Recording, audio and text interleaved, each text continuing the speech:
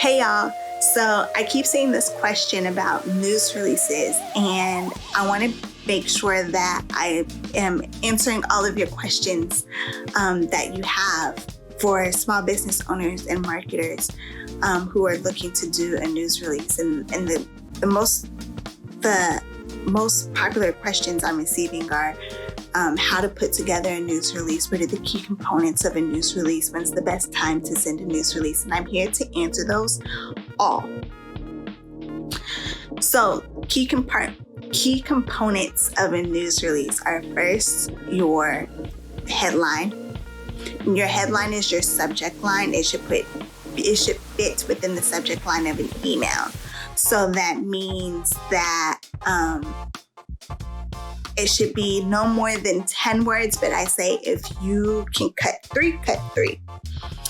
Make it short, sweet, and concise as possible, but it should definitely grab attention. Don't try to get too creative with your headline. It should be direct. It should tell me exactly what it is that I'm about to open up and read. After that is your subhead, and your subhead is like your summary.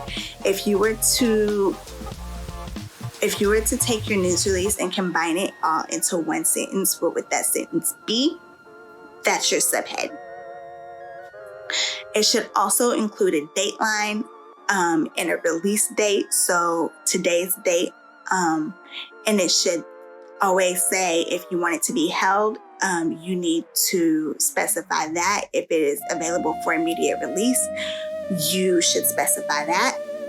Your introduction should be is what's also called your lead, and it should be the most important part of your news release. That is the section that grabs my attention. That is the section that tells me why I should read more. That is the section that tells me why this is important. That is the section that includes all the most important details, because what reporters do is they skim. So all of the most important stuff needs to be at the top. And if I am interested in reading more, I can read more.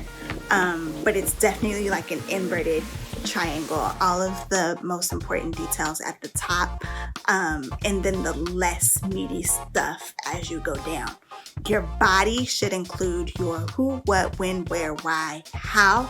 I always include a quote because in the effort of trying to be as helpful as possible for a journalist, if they don't have the time to interview someone, they still have a quote from someone credible related to your organization, to the effort that you're trying to get press for, or the thing that you're trying to raise awareness for, or the event that you're putting on. Whatever the case may be, the reason why you're putting together a news release, always include a quote or two for the journalist. Always put your contact information, where you should learn more. If there's a specific time that, say if it's an event, if there's a specific time that is going to be like have the most traffic or be the most visual, or a certain thing that's going to be the most visual, always make sure to put that. Like I said, your goal is to be as helpful as possible. So the more that you can do on your end, then the better. Contact information, make sure you put your name, your phone number, and your email address, and check them off. And if you have a desk phone, put your desk phone and your cell phone. If you only have a cell phone, just make sure that you have it available. Always make a follow-up call. It is necessary. I say it's important because it's one thing to send it and just kind of expect them to get it. It's not always guaranteed that they're going to get it because they get inundated with pitches and emails all the time. So making a follow-up call shortly after you send it. Don't just send it and then immediately call them. I mean, like, give them a minute, you know. But I would say definitely turn around like in 30 minutes to an hour. That's what I usually do. I turn around within 30 minutes to an hour just to make sure that they got it, or maybe even the next day to make sure that they got it, depending on who it is that I'm calling. When is the best time to send a news release?